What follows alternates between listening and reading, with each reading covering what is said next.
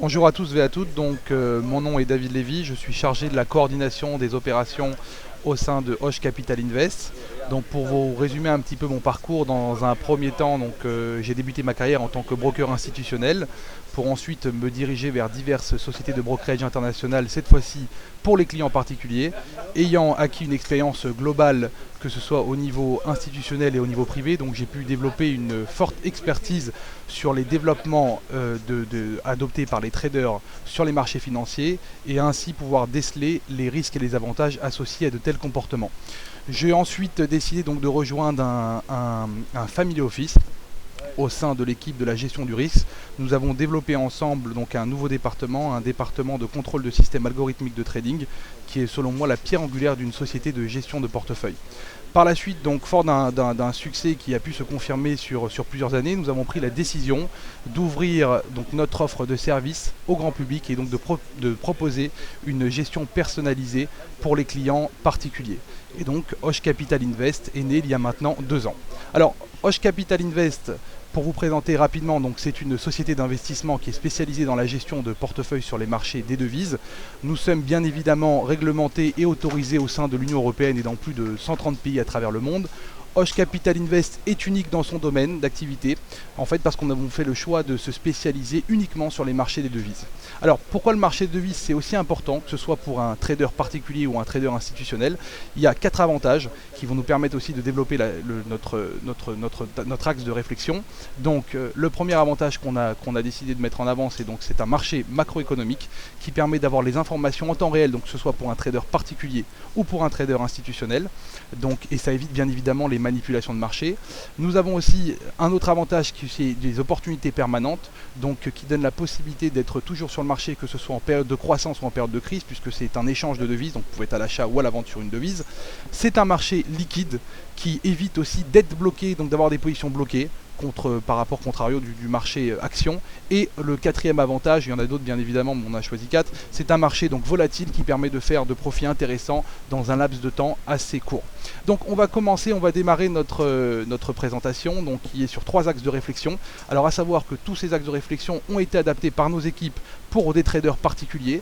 Donc vous allez sortir de cette présentation avec quelque chose de concret qui va vous aider dans votre prise de décision sur les marchés financiers. Première question, donc on va se poser, quelle est la différence? Beaucoup sont intéressés à connaître la différence entre un trader particulier et un trader institutionnel. Deuxièmement, conseil d'un trader professionnel pour l'élaboration d'une checklist. Et troisièmement, nous allons voir comment pouvoir contrôler ses émotions face au mouvement de marché. Donc la première question qu'on se pose, beaucoup se la posent, savoir quelle est la différence entre un trader particulier et un trader institutionnel. Donc voilà. On a souvent pu entendre ou voir beaucoup de présentations où on a des traders professionnels qui viennent nous exposer des graphes avec une multitude d'indicateurs techniques. On pourrait croire que en fait, ces indicateurs techniques font la différence, que ce soit au niveau du fonctionnement ou au niveau de la connaissance. Alors je vais vous dire, est-ce que vraiment ça, on va se poser une question, est-ce que vraiment ça c'est le succès du trading? Est-ce que vous pensez, vous, de votre côté, que tous ces indicateurs techniques et tout le savoir sur le marché garantissent le succès? Je vais vous dire, nous de notre côté, c'est pas notre avis. Bien évidemment, les indicateurs techniques sont des fondamentaux, nous permettent de prendre des décisions sur le marché financier, mais en aucun cas ils représentent la majorité, la grande partie du succès. La réponse, elle est simple. Pour un succès dans votre trading, c'est bien évidemment, je vais vous le donner, c'est la discipline.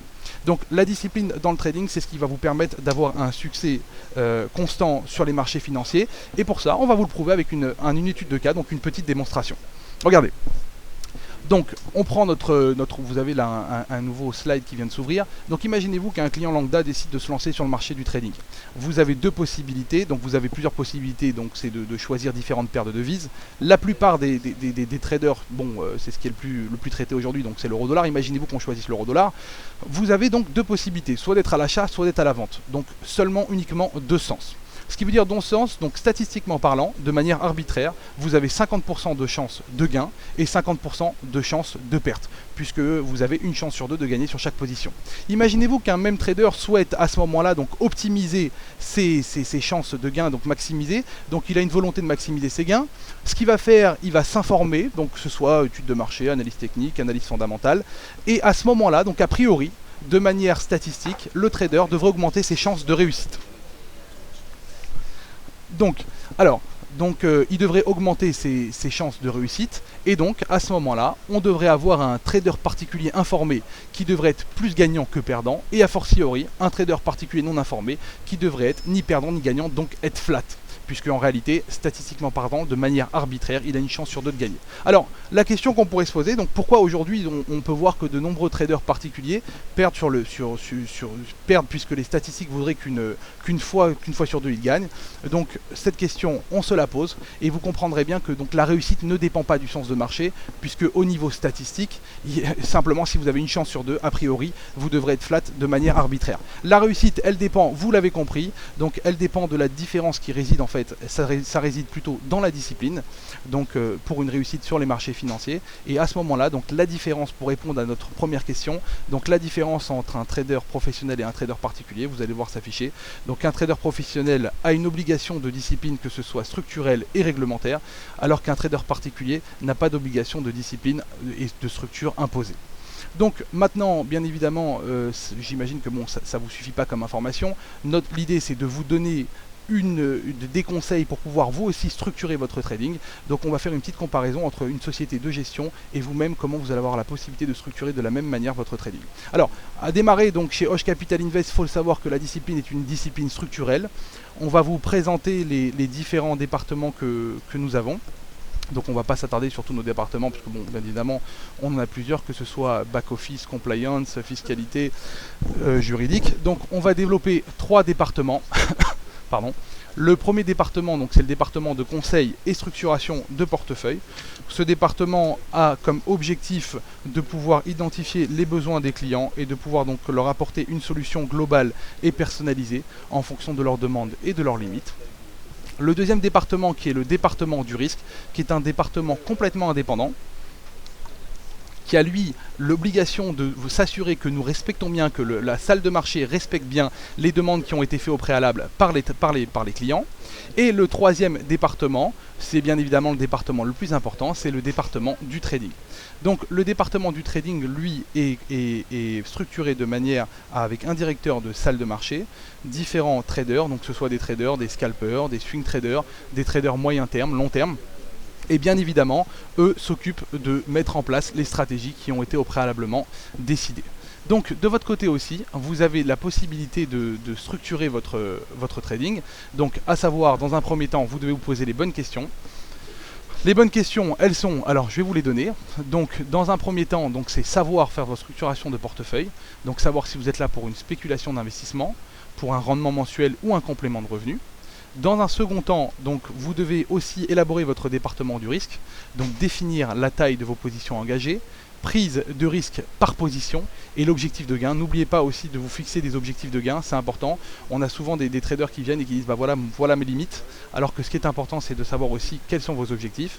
Et votre troisième département, qui est le département essentiel, donc votre département du trading, qui commence par d'abord se connaître, donc savoir si vous êtes patient, impulsif, émotif, incertain, méthodique, enfin vos traits de caractère, définir le temps que vous pouvez allouer au trading, et bien évidemment, puisque bon, j'imagine que beaucoup de clients particuliers travaillent, donc savoir si vous avez une heure, une demi-journée, une heure par semaine, une heure par jour, je ne sais pas, c'est vous qui verrez.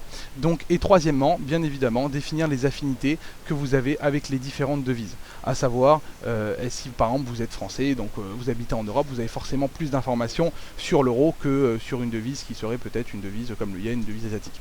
Donc voilà un petit peu pour vous de votre côté comment vous pouvez vous structurer. Donc vous l'avez compris, le secret du trading et la différence entre un trading professionnel et un trading particulier réside dans la discipline. Alors, pardon, excusez-moi.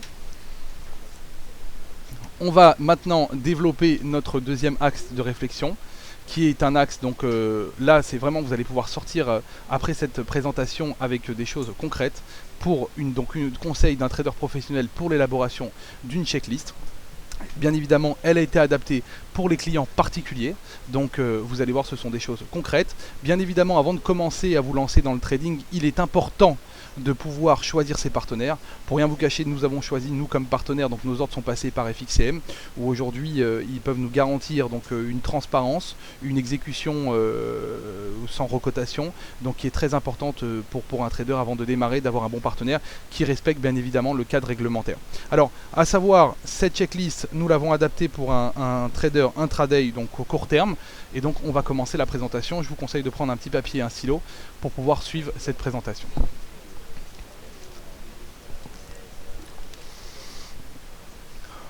Alors, avant de démarrer, vous devez bien évidemment faire votre cahier des charges qui est un cahier des charges hebdomadaire. Dans un premier temps, ce qu'on vous conseille, c'est d'imprimer le calendrier économique de la semaine. Vous avez la possibilité de le trouver sur DailyFX, donc votre calendrier, donc il n'y a pas de souci. Surligner les données importantes concernant vos devises, détecter les chiffres et les ranges prévus. Et le plus important, c'est se mettre un rappel, que ce soit par mail ou par téléphone, 1 heure avant la nouvelle économique, pour ne pas vous retrouver surpris par le marché, puisque vous n'êtes pas constamment rivé sur les marchés financiers. Ensuite, donc c'est important d'avoir son cahier des charges quotidien, donc c'est des choses à faire tous les matins ou tous les soirs, ça dépend du temps ou du moment où vous allez commencer à trader. Donc dans un premier temps, ça peut vous paraître un petit peu long, mais vous allez voir au fur et à mesure du temps, vous allez avoir la possibilité de le faire de manière automatique, et je peux vous dire que ça va énormément vous aider dans votre trading. Donc premièrement, on va commencer par de l'analyse fondamentale. Donc ce qui est important tout simplement, c'est de chercher des informations fondamentales qui concernent votre devise et vérifier que vous êtes toujours à jour par rapport au marché, puisque vous n'êtes pas de manière continue sur les marchés. Donc si vous arrivez par exemple le soir pour trader, il faut savoir ce qui s'est passé de manière fondamentale. Deuxièmement, dans votre cahier des charges, donc on attaque la partie de l'analyse technique. Donc je vous conseille de tracer les lignes de tendance, que ce soit en D1, H4, H1 et M30. Pour avoir une vision globale, ce qui est important dans une checklist, c'est de tout écrire. Alors nous on l'a fait de manière, en manière par tableau. Donc vous avez les tableaux qui s'affichent, vous avez la possibilité, je vous conseille aussi de le faire de la même manière. Donc vous avez votre tableau qui s'affiche, et là à ce moment-là, vous écrivez en D1, vous choisissez votre tendance, donc vous avez, vous tracez votre tendance sur votre graphe, et à ce moment-là vous la validez, à savoir est-ce que c'est un mouvement baissier, flat ou mouvement haussier.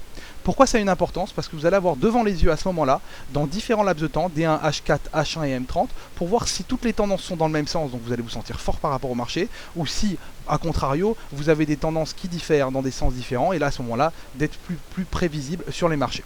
Donc, troisièmement, ce qu'on va faire, c'est tracer bien évidemment vos supports et résistances, puisque je vais vous dire, le succès du trading, c'est pas forcément d'être complexe, c'est vraiment de la simplicité et de l'organisation. Donc, vous tracez les supports et les résistances en 4 temps. Encore une fois, faites-vous un petit tableau de la même manière qu'il est présenté. Donc, écrire les supports et résistances sur votre checklist. Et à la fin, ce qui est le plus important, c'est de synthétiser tout ça. Alors, je m'explique. Imaginez-vous que par exemple en D1 vous avez tracé un support et que ce même support se représente encore une fois en H4 et encore une fois en H1, ça vous donne en fait la solidité et la force de ce support, puisque vous savez qu'un support qui se répète, c'est un support qui est fort. La même chose pour une résistance. Donc très important. Aussi, moi ce que je vous conseille, c'est quand vous rentrez sur le marché, c'est de voir le cours du marché, de tracer vos supports et résistances à partir de ce cours du marché, et ne pas utiliser les points de pivot qui peuvent être donnés, parce qu'en fait vous ne tradez pas toute la journée, donc c'est important d'adapter aussi votre trading. À la suite de ça, alors ça c'est quelque chose qui peut-être certains le font, d'autres à mon avis beaucoup de gens ne le font pas, et c'est très important, c'est de voir l'écart de variation. Alors, on vous donne encore une fois des choses qui sont à votre portée pour pouvoir le faire, donc c'est noter la variation maximale escomptée en pips par rapport à l'ouverture du marché, afin de déterminer votre périmètre de travail. C'est très important, vous allez comprendre pourquoi. Vous avez en fait, sur un marché financier, si vous analysez, sur un marché de trading, généralement une variation qui a lieu d'avoir en fonction, la plupart des jours, c'est une variation maximum de 1%. À moins qu'il y ait des informations qui sortent de l'ordinaire. Alors donc si vous savez déjà ça, vous allez prendre en fait ici le prix d'ouverture, calculer 1%, donc si par exemple le marché de l'euro-dollar est à 1% donc c'est 100 pips, donc vous allez mettre votre marché à 1,01, donc ce serait la fourchette haute, et la fourchette basse serait à 0,99. Pourquoi c'est important? On a souvent des traders qui achètent sur les points les plus hauts et vendent sur des points les plus bas. Donc si vous avez votre checklist devant les yeux, vous allez vous dire, bah tiens, regarde, là on est sur la fourchette hausse dans la journée, c'est vrai que je pense que la tendance continue à être haussière, mais on va sûrement avoir un mouvement de correction. Donc très important aussi. Vous avez ensuite un élément et un indicateur très important, c'est la variation du marché en pourcentage. Alors beaucoup ne la voient pas, donc n'y portent pas d'importance. Je vais vous dire que ça a une grande importance et il faut l'écrire. Donc la même chose, aujourd'hui par exemple on est vendredi, donc vous arrivez sur le marché, bon j'ai pas devant les yeux pour rien vous dire la variation de la journée sur l'euro-dollar, donc vous écrivez la variation de l'euro-dollar de la journée, et ensuite ce que vous allez faire, c'est que vous allez ici écrire donc jeudi, mercredi, mardi, lundi, vendredi, avec les variations qui ont été aussi données. Pourquoi? Parce que si vous voyez que tout est vert, on peut bien évidemment s'attendre à un mouvement de correction. Donc c'est aussi important d'avoir une vision globale. On va ensuite regarder, chercher la volatilité du marché. Alors c'est une question que beaucoup de traders se posent. Comment déterminer la volatilité du marché? On va vous donner encore une fois quelque chose de très très simple. Bien évidemment en une heure on ne peut pas vous donner tous les secrets, mais je peux vous dire que ça va vous faire un résumé assez important. Et si vous l'utilisez, vous verrez tout de suite des résultats qui seront différents. La volatilité du marché, comment vous allez faire pour la définir? Encore une fois, un petit tableau. H4, H1, M30.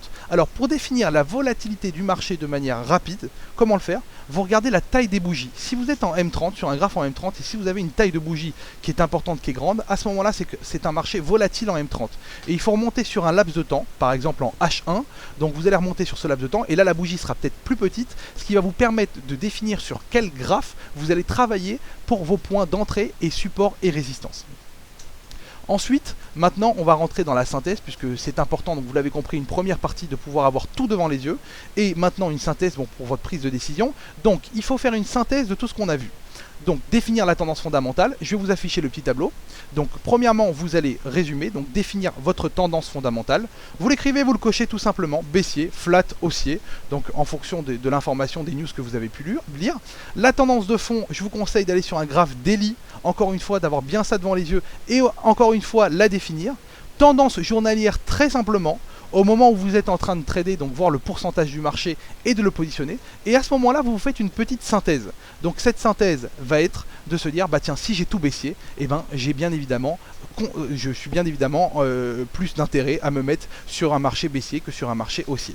Et je vais vous dire, ça peut vous paraître logique, mais si c'est pas écrit, c'est source de beaucoup d'erreurs. Ensuite, faire une synthèse à nouveau des points d'entrée, donc optimiser des points d'entrée.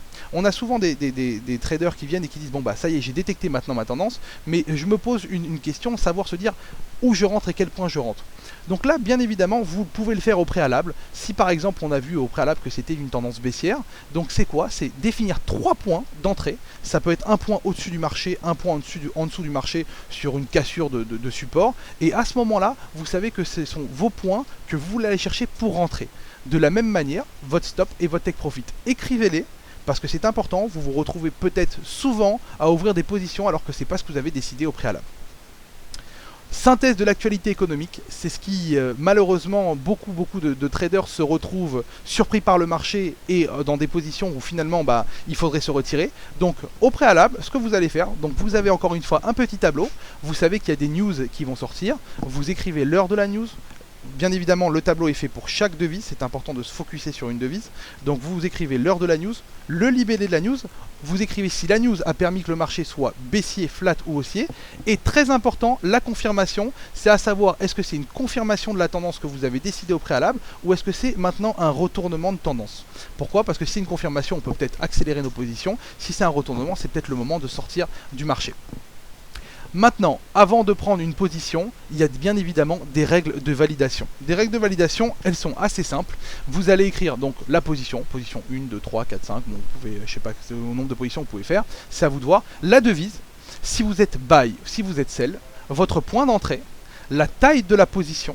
Si vous êtes contre ou dans la tendance, ça a son importance pour placer ses stop loss et tes take profit. Faites attention de respecter vos tendances. Si vous voulez jouer un mouvement de correction, il n'y a aucun problème. Simplement, ce qu'il faut savoir, c'est qu'il faut savoir où placer ses stop loss et ses take profit. Vous écrivez la distance du périmètre de variation par rapport à votre point d'entrée. Pourquoi encore une fois d'avoir bien devant les yeux, si vous êtes sur une tendance haussière mais on est proche des 1%, est-ce que c'est le moment d'acheter au plus haut ou peut-être attendre un petit mouvement de correction? D'accord? Donc, cours du take profit, cours du stop loss, pour bien voir si c'est en adéquation avec les supports et les résistances que vous avez positionnés sur votre checklist. Et très important de voir si vous avez une news dans l'heure, parce que si vous avez une news dans l'heure, peut-être sur une petite position, c'est peut-être pas le moment d'entrer, peut-être faut rentrer après la news pour que la tendance se confirme. Et là, à ce moment-là, vous validez, donc ce qui vous permet de valider directement toute votre position. Donc je peux vous dire que, bon, c'est vrai que ça va un petit peu vite, mais si vous respectez votre checklist, puisqu'on a vu que le secret c'était la discipline, donc il n'y a pas de raison que dans votre trading, que ce soit pour un particulier ou que ce soit pour nous, pour un institutionnel, de pouvoir avoir des performances qui vont être réalisées. On va maintenant attaquer un troisième thème. Vous l'avez compris que tous les thèmes sont regroupés. Donc un petit clin d'œil pour notre équipe de designers qui nous a mis une jolie photo d'un trader qui passe d'une tour à l'autre. Je crois que, à mon avis, je crois qu'on est à New York. Donc vous l'avez compris, le trading c'est aussi un métier d'équilibriste. C'est comme tout, il faut y faire attention. La troisième étape qui est très importante, c'est de savoir contrôler ses émotions. Le contrôle d'émotions, c'est ce qui va vous permettre le gain ou la perte sur les marchés financiers. Un trade, il faut le savoir, c'est comme un business plan d'une startup. Donc c'est savoir vraiment où on veut aller, vers quoi on veut se diriger. Et donc un trade, c'est égal à une rationalité. On va prendre deux exemples qui vont sûrement vous parler. En ce moment, donc, je pense que beaucoup de gens d'entre vous suivent Roland Garros. Et c'est important de prendre des informations, que ce soit de tout professionnel. Donc on va prendre l'exemple d'un tennisman. Quand vous avez un tennisman à haut niveau, ce qui fait la différence en réalité entre entre les meilleurs et les moins bons, c'est le contrôle d'émotion.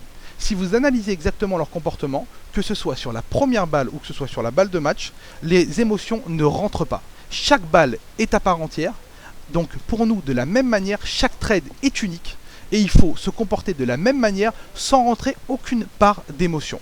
On a un autre petit exemple, un deuxième exemple qu'on peut aussi donner, donc c'est comme un metteur en scène, il a décidé de son script, il le donne aux acteurs. Bien évidemment, il peut avoir une petite part d'improvisation sur un rôle, mais en aucun cas une part d'improvisation sur le script. On ne peut pas se retrouver à la fin du film avec complètement des choses qui sont différentes, qui ont été décidées au préalable. Le trading, il faut le comprendre, c'est exactement la même chose. Je peux vous dire que dans ma carrière, j'ai vu beaucoup de traders particuliers.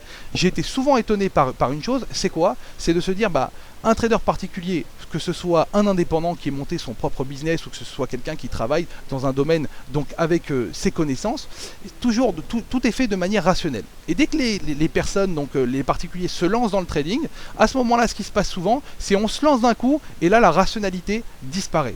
Ne faites pas d'amalgame, le trading ce n'est pas un jeu parce que le jeu on perd, alors que le trading c'est un investissement et vous avez la possibilité de gagner sur les marchés financiers en contrôlant vos émotions.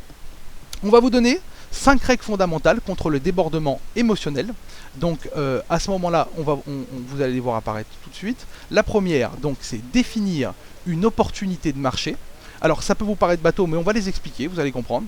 Deuxièmement, définir les points d'entrée, définir les points de sortie, définir sa gestion du risque.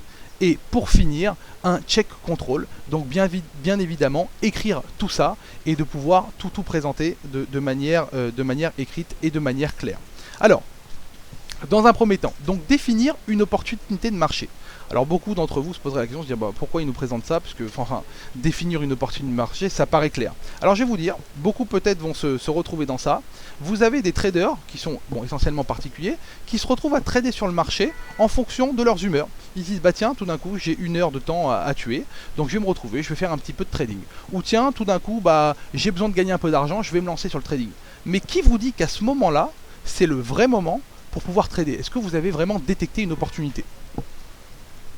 Alors vous avez en réalité, vous l'avez bien compris, pour définir une opportunité de marché, vous avez deux façons de procéder pour définir une opportunité de marché. Vous avez soit l'analyse fondamentale, soit l'analyse technique. Pour vous donner un petit exemple simple, parce qu'on est là quand même pour vous donner des exemples et pas des choses qui soient uniquement subjectives et que vous dites à la fin, comment je peux maintenant adapter mon trading. Analyse fondamentale, tout simplement. Imaginez-vous que vous savez maintenant que dans la journée, il y a un chiffre macroéconomique, donc une news sur le calendrier économique. Vous vous dites très bien, donc il y a par exemple le chiffre du chômage aux États-Unis. Donc vous vous dites à ce moment-là, étant donné qu'il y a ce chiffre-là, c'est une opportunité pour moi de trader peut-être le chiffre. Donc là, premièrement, vous avez détecté une opportunité. Que ce soit pour l'analyse technique, vous pouvez vous dire de manière vraiment simplifiée encore une fois, il y a un support qui n'a pas été cassé donc depuis longtemps. Si j'ai une cassure au niveau du support, à ce moment-là, ce sera peut-être un signal pour moi de rentrer sur le marché donc, et de profiter de cette opportunité. Alors, nous, ce qu'on aime bien faire aussi, c'est vous donner en comparaison un exemple qui peut facilement vous parler. On a pris l'exemple comme si je vous dis par exemple vous allez ouvrir un restaurant et vous allez voir que quand vous lancez un business, donc vous êtes souvent de manière rationnelle, alors que dans le trading, malheureusement, tout ce rationnel disparaît souvent parce qu'il y a une prise d'émotion qui est importante. Alors imaginez-vous maintenant, vous vous dites, bah très bien, moi j'ai envie d'ouvrir un restaurant. Alors je vous pose une question simple, est-ce que vous allez vous dire, bah j'ouvre mon restaurant, donc le premier local que je trouve, j'ouvre mon restaurant? Bien évidemment, vous ferez jamais ça. Vous allez vous dire, non, dans un premier temps, je vais chercher une opportunité, donc un local, que ce soit dans une zone commerciale, pour me dire, bah tiens, je vais ouvrir mon restaurant. Alors, pourquoi le faire? Pourquoi dans le trading, à contrario? Pourquoi tout simplement se lancer à se dire à chaque fois, bah c'est une opportunité et je rentre sur le marché? Vous devez gérer votre trading exactement de la même manière que vous gérez vos affaires. Donc ça, c'est pour définir une opportunité de marché. La deuxième question que vous devez vous poser, c'est définir mes points d'entrée. Est-ce que c'est le bon timing maintenant pour pénétrer le marché? Alors, encore une fois, ça a dû sûrement beaucoup vous arriver. Vous vous retrouvez, vous dites, bah, j'ai détecté une opportunité, la tendance est baissière, boum, je rentre baissier sur le marché, et finalement, bah, c'est pas le moment, il y a un petit mouvement de correction. Alors, encore une fois, vous devez savoir de quelle manière pouvoir définir son timing pour entrer sur le marché. Encore une fois, deux manières, c'est vraiment très simple, analyse fondamentale, analyse technique. Pour reprendre nos exemples, sur l'analyse fondamentale, imaginez-vous que vous avez maintenant donc vu qu'il y avait une opportunité sur un chiffre macroéconomique, donc disons le chiffre du chômage américain. Donc vous allez vous dire, j'ai détecté l'opportunité. Maintenant, quel est l'élément déclencheur de rentrer ou ne pas rentrer sur la position? Bah tout simplement, vous allez vous dire, si le chiffre sort supérieur aux attentes, je donne un exemple, à 5% au-dessus des attentes, à ce moment-là, ce sera peut-être le moment pour moi de rentrer sur le marché. Et là, vous avez donc défini une opportunité et défini votre point d'entrée. Encore une fois, sur l'analyse technique, vous dire bah, s'il y a une cassure du support, à savoir peut-être c'est une cassure en 30 minutes, une cassure en daily, c'est à vous de voir en fonction de votre trading, se dire à ce moment-là, je déciderai de rentrer sur le marché. Et encore une fois, ce qui est important, la question qu'il faut se poser, c'est de se dire est-ce que je rentre sur le marché en un seul point, donc je mets tous mes investissements d'un coup, en deux ou en voire 3 points. Pour reprendre notre exemple, l'exemple toujours d'un restaurant, donc maintenant on a trouvé notre petit local, donc on s'est dit bon bah tiens ça y est maintenant, donc on est dans une zone commerciale, c'est intéressant. La première question qu'on va se poser, c'est de quelle heure à quelle heure j'ouvre mon restaurant. Est-ce que vous allez vous dire bah je l'ouvre toute la journée alors que vous êtes dans une zone commerciale et donc le soir il n'y a personne? Je ne pense pas. Franchement je ne pense pas. Vous allez plutôt être rationnel et vous dire bah très bien, je vais évaluer qu'à partir de 11h jusqu'à 14h, c'est le moment où je dois exactement ouvrir mon restaurant. Et donc ça aussi c'est quelque chose d'important. La même chose sur le nombre de positions que vous allez ouvrir pour rentrer dans votre trading. Dans votre restaurant aussi, vous posez la question sur votre investissement. Est-ce que vous allez investir tout votre investissement d'un coup ou plutôt faire le premier mois un investissement, le deuxième, le troisième? Je pense que vous le ferez de cette manière-là, donc d'une manière échelonnée. La même chose dans le trading, bien réfléchir et bien gérer ses investissements. Troisièmement, donc comme on l'a vu, cette fois-ci, c'est définir les points de sortie. Donc définir ses points de sortie sur le marché. Donc on a en fait souvent vu des traders particuliers sortir sur le marché de différentes manières. Alors soit vous vous êtes dit, vous avez mis votre take profit, finalement le marché monte d'un coup, vous dites bah tiens je gagne bien tout d'un coup, c'est le moment, j'arrête. Alors encore une fois, si vous aviez un restaurant et il était ouvert de 11h à 14h et qu'à 1h ça a bien marché, est-ce que vous allez le fermer? Je pense pas. Ou soit vous dire, bah tiens, tout d'un coup, ça arrive, alors ça c'est très classique, le marché commence un petit peu à aller dans votre sens et tout d'un coup, il va dans le sens inverse. Vous dites, bon, je suis pris de panique et à ce moment-là, je ferme ma position. Pourquoi ne pas respecter votre stop loss puisque vous l'aviez écrit au départ? C'est votre business que vous êtes en train de mettre en place. La même chose pour un restaurant. Vous avez décidé au départ d'avoir un investissement, ça commence à fonctionner tout d'un coup, il y a un petit creux, c'est peut-être pas le moment de fermer votre restaurant. Il faut continuer. Et troisièmement, les aléas. Alors les aléas, donc il faut savoir que c'est ces trois possibilités pour fermer une position. Donc c'est soit votre take profit, soit votre stop loss, soit les aléas du marché. Ce qu'on appelle les aléas, c'est tout d'un coup vous avez un chiffre macroéconomique qui sort ou une information qui sort qui ne respecterait pas notre étude qu'on a fait au préalable, et à ce moment là il faut sortir aussi du marché. Pour faire une petite comparaison similaire, la même chose dans un restaurant, vous avez ouvert, ça fonctionne bien, tout d'un coup vous avez une offre de rachat, c'est peut-être le moment de vendre votre restaurant. Quatrièmement, donc c'est définir sa gestion du risque. C'est le point aussi le plus important. Donc comment définir et prévoir son exposition. On a eu souvent aussi tendance de voir des traders particuliers venir avec leurs émotions et se dire bah tout d'un coup bah tiens regarde, aujourd'hui je me sens en forme, je sens le marché. Alors arrêtez de sentir parce qu'il n'y a rien à sentir. Vraiment il faut suivre votre discipline et enlever toute cette partie d'émotion et se dire bah tiens je sens bien le marché donc je vais ouvrir une très très grosse position. Et souvent on prend une très grosse claque. Donc c'est vraiment pas de cette manière qu'il faut le faire. Ou à contrario se dire bah tiens aujourd'hui je suis pas vraiment en forme, mais j'ai quand même envie de trader donc je vais prendre des petites positions. Non pas du tout. Vous devez définir sur une période au préalable, savoir se dire quelle est ma perte maximale que je suis prêt à prendre sur chaque position et quel est mon gain. Bien évidemment je vous donne un conseil, bon ça paraît logique, faites en sorte que votre gain soit supérieur à votre perte parce que sinon ça va être compliqué de gagner de l'argent. Et bien évidemment, en fonction de ça, vous allez adapter la taille de vos positions. Donc non pas commencer par la taille de vos positions de manière arbitraire et ensuite dire bah voilà quelle va être ma perte. C'est en fonction de la perte que vous êtes prêt à mettre vous êtes prêt à prendre comme risque que vous allez définir la taille de votre position. Pour continuer à suivre notre petit exemple tout simple, la même chose, quand vous êtes lancé dans votre business, donc en l'occurrence on a parlé d'un restaurant, vous êtes lancé, donc vous avez défini dans votre business model, dans votre business plan, vous avez défini combien vous êtes autorisé à investir, vous avez bien évidemment défini votre chiffre d'affaires envisagé. N'oubliez pas, on a vu beaucoup de traders qui ne fixent pas d'objectif et il faut se fixer un objectif. Et pour la taille de votre position, bah, tout simplement, vous n'allez pas vous dire un matin je pense que ça va super bien marcher donc je vais rajouter 50 serveurs au lieu d'en mettre 5. Vous vous dites bah voilà je sais que mon restaurant fonctionne de telle manière et donc j'ai constamment le même nombre de personnes qui sont là et qui travaillent avec nous. Cinquièmement, donc on va passer au check control. Vous l'avez compris, la clé c'est de tout mettre à l'écrit. Donc mettez bien tout à l'écrit avant de commencer dans votre trading. C'est ce qui va vous éviter d'avoir des émotions. Donc très important de tout mettre à l'écrit. Et en conclusion, pour finir, donc le succès du trading est basé sur la discipline, l'organisation, les règles et le contrôle des émotions. Et ça vous donne un trading réussi. Donc voilà un petit peu les conseils qu'on a pu vous donner. Donc ce sont les conseils aujourd'hui dans le trading. Et je peux vous dire que si vous respectez tout ça, eh ben, votre trading sera différent et vous allez mettre toutes les chances de votre côté pour gagner de l'argent. Donc voilà, donc c'est vrai que ça a été assez rapide. On va ensuite répondre aux différentes questions s'il y a des questions, si des personnes sont intéressées. Pour savoir, on a pris quand même la décision, il faut le savoir, donc pour tous les abonnés donc, de DailyFX, si vous êtes intéressé à recevoir une checklist personnalisée ou recevoir des informations, n'hésitez pas, vous pouvez nous contacter et donc on aura quelqu'un qui vous répondra, ou à ce moment-là envoyez un petit email et encore une fois donc on répondra et on essaiera d'adapter une checklist en fonction de vos demandes. On va commencer, on va répondre aux questions.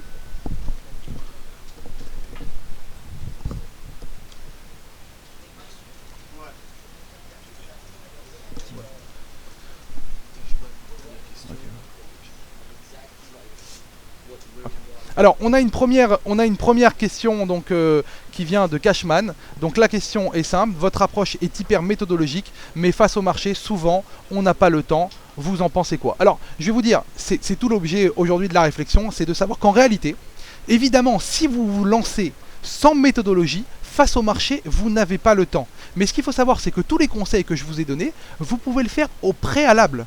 Puisque que ce soit au niveau de votre discipline, au niveau de votre checklist, c'est d'avant d'entrer sur les marchés. Au niveau des émotions, si vous avez décidé votre plan, vous vous dites, moi je suis là pour faire un complément de revenus, par exemple. Donc c'est de se dire quoi? C'est de se dire, bah voilà les règles que je vais mettre en place en adéquation avec le portefeuille que j'ai décidé de structurer et je vais suivre ces règles. Vous avez bien soulevé, c'est bien d'avoir posé cette question, puisqu'en fait vous avez soulevé le problème, c'est que la majorité des traders particuliers se lancent sur le marché sans méthodologie. Donc voilà pour votre réponse. Alors, donc on a une autre question. Alors, on a une question qui est intéressante, donc on revient un petit peu sur le début. Donc, quand vous dites 50% de chances de gagner, 50% de chances de perdre, est-ce que vous estimez que le marché est aléatoire? Alors, il ne faut pas faire d'amalgame, je vous explique. Au niveau statistique, quand vous êtes sur un marché, donc vous êtes sur un lancer, où vous avez en réalité deux possibilités. Vous êtes d'accord avec moi que vous avez soit le marché haussier, vous pouvez soit être à l'achat, soit être à la vente. Il n'y a pas de diagonale sur ce marché. Donc à ce moment-là, vous avez exactement une chance sur deux de pouvoir gagner. Si vous avez une chance sur deux de pouvoir gagner, donc vous avez 50% de chance de gain, 50% de chance de perte. Donc si vous cumulez une somme de positions, vous allez vous retrouver statistiquement parlant à être flat, à l'égalité. Quand on dit que le marché est aléatoire, c'est si vous considérez vous le marché, vous prenez le marché de manière arbitraire, donc sans aucune information, avec exactement les mêmes règles de stop loss et de take profit avec le même écart. vous avez en fait une statistique où vous vous retrouvez une fois sur deux gagnant, une fois sur deux perdant, et donc flat. On va répondre à une autre question. Alors,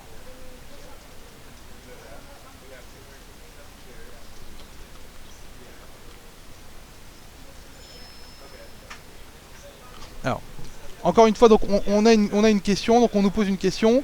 Est-ce que la taille de la position dépend également de la perte que nous sommes prêts à subir en scalping, car potentiel de gain plus faible? Alors encore une fois, n'oubliez pas que là, on vous a présenté une checklist pour un trader intraday, mais pour un scalper, on va répondre aussi, il n'y a aucun souci. Si vous êtes scalper, vous devez avoir défini la taille de votre position qui doit être identique. Alors il faut savoir quelque chose. Pour un scalper, les statistiques sont comme ça. Un scalper, dans 75% des cas, il se retrouve dans le mauvais sens par rapport au marché. C'est les études que nous avons pu faire. Donc ce qui est important, c'est que si votre risk management n'est pas adapté, vous allez vous retrouver bloqué. Pourquoi? Parce que là, il y a la taille des spreads qui rentre en considération et donc ça change nos statistiques. Si vous n'adaptez pas un ratio de gain de 3 pour 1, à ce moment-là, vous n'êtes pas un bon scalper puisque vous allez vous retrouver perdant sur le marché. Donc c'est important de fixer la taille de votre position. Ne changez pas la taille de position, surtout pour un scalper, le marché va vite. Je vous donne un exemple, si vous prenez une position qui est trop grosse par rapport à ce que vous avez l'habitude de faire, ce qui va se passer, c'est vos émotions vont revenir de manière forte et encore une fois, vous allez vous retrouver dépassé par vos émotions. Si vous prenez une position plus petite, vous n'allez pas vraiment considérer cette position et donc il n'y a aucun intérêt, à savoir un trade, ça se gère comme un business. On va essayer de voir s'il y a d'autres questions, donc pas mal de questions qui arrivent. Alors, on a une question très intéressante. Donc, encore une fois, pas d'amalgame. On me pose la question, vous ne basez pas votre analyse technique que sur les lignes de tendance. Quels indicateurs utilisez-vous? Alors, comme je l'ai expliqué au départ, avant de commencer le trading, bien évidemment que les indicateurs techniques sont des fondamentaux et aident à prendre des décisions. Mais comprenez bien que pour un trader particulier, avant de démarrer, vous devez structurer votre trading avec une forte discipline. Parce que vous l'avez compris que le sens reste subjectif, ce n'est pas l'essentiel de la réussite. Donc quand vous me parlez maintenant d'indicateurs techniques, ils sont là pour vous aider sur votre point d'entrée et pour choisir une tendance. Alors qu'au départ, au préalable, vous devez d'abord vous structurer pour garantir au moins que de manière arbitraire, vous arrivez sur un mouvement flat et comment vous ne puissiez pas perdre d'argent. Donc à ce moment-là, commencez par votre structuration et bien évidemment après, allez vous diriger vers des indicateurs techniques. Mais je vous donne quand même un petit conseil et on peut le voir par nos traders, n'allez pas chercher la complexité. Vous avez, les indicateurs techniques sont tous corrélés, choisissez-en 2, 3 et utilisez-les. Alors, on a une question qui arrive. Combien d'années d'expérience faut-il pour obtenir de bons résultats et la bonne formation? Alors, c'est subjectif. Moi, je vous poserai la question, si vous voulez y répondre avec grand plaisir, combien de temps il vous faut pour pouvoir vous obliger une discipline? Tout simplement. Si vous arrivez, vous êtes structuré et vous arrivez à vous imposer cette discipline et à suivre exactement notre checklist et le contrôle d'émotion, en une semaine, vous allez pouvoir être discipliné.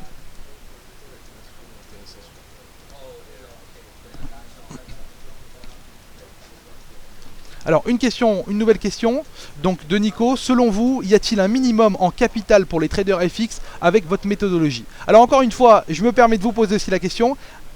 Ce qui est important, c'est de savoir quel est votre objectif au départ. On l'a vu, c'est de structurer votre portefeuille. Si vous êtes là pour faire un complément de revenus, alors on a une équation qui est très très simple. C'est une équation qui est donnée, qui est capital plus rendement va nous donner le risque.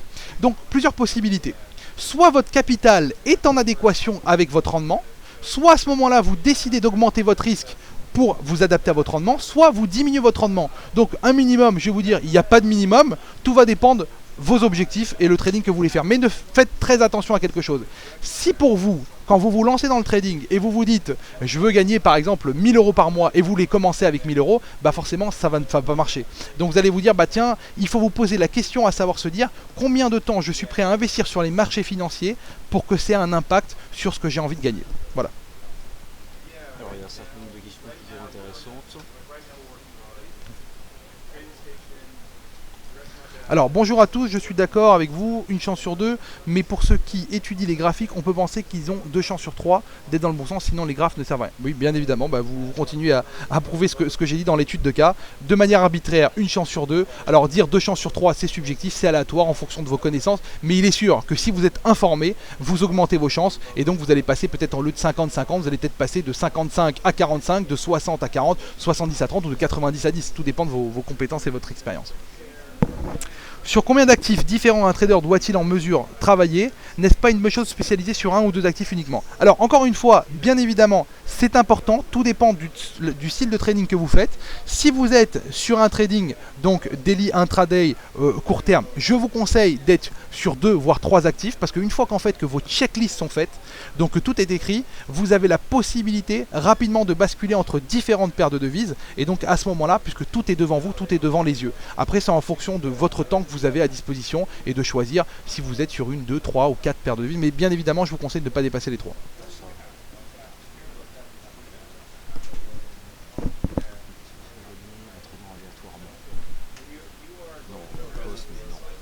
Alors, on pose une question, est-ce que vous pensez, est-ce que on peut réussir à gagner en tradant aléatoirement? Vous l'avez bien compris, on l'a répondu. Forcément, non, les statistiques le prouvent. Si vous avez une chance de gain, une chance de perte, si vous respectez bien évidemment la discipline comme on vous l'a présenté, au mieux, vous allez être flat.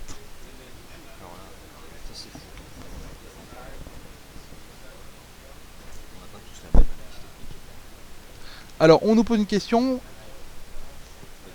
Alors, a-t-il peut-être un piège aux traders particuliers, vu que tout le monde, les mêmes supports et mêmes résistances? Bon, la question, bon, j'imagine comprendre la question. On essaye de nous mettre en avant à dire que tout le monde a les mêmes supports et les mêmes résistances. Pas du tout, puisque ça dépend du laps de temps sur lequel vous êtes en train de trader, et ça dépend des objectifs que vous êtes fixés.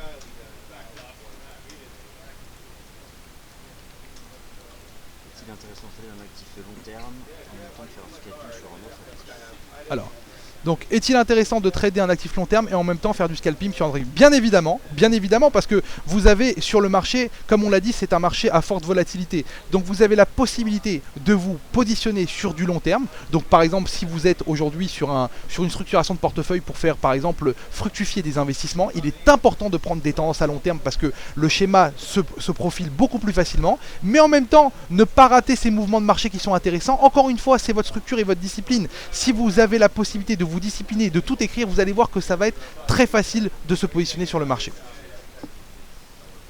Alors, un ratio risque-rendement élevé diminue la probabilité de gain fortement. Je n'arrive pas à trouver le bon ratio.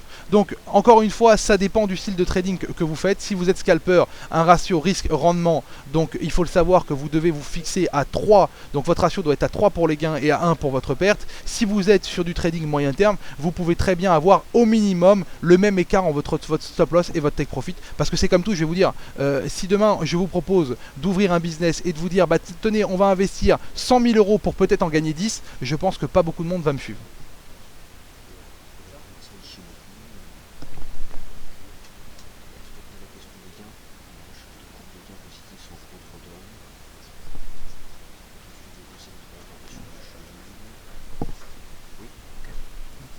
Alors, donc on nous pose une autre question, donc peut-on suivre des conseils de traders professionnels chez vous? Alors, comme je vous l'ai dit, on a pris la décision donc en partenariat avec DailyFX de pouvoir, bien évidemment, avec le temps qui va nous être alloué, donc de pouvoir vous donner quelques petits conseils. Pour l'instant, nous n'avons pas développé, on va dire, une école de trading, mais pourquoi pas dans le futur. Conseillez-vous edging? Quel sera l'horizon de temps si ces conseils, éventuellement les formations, tout ça? Pardon?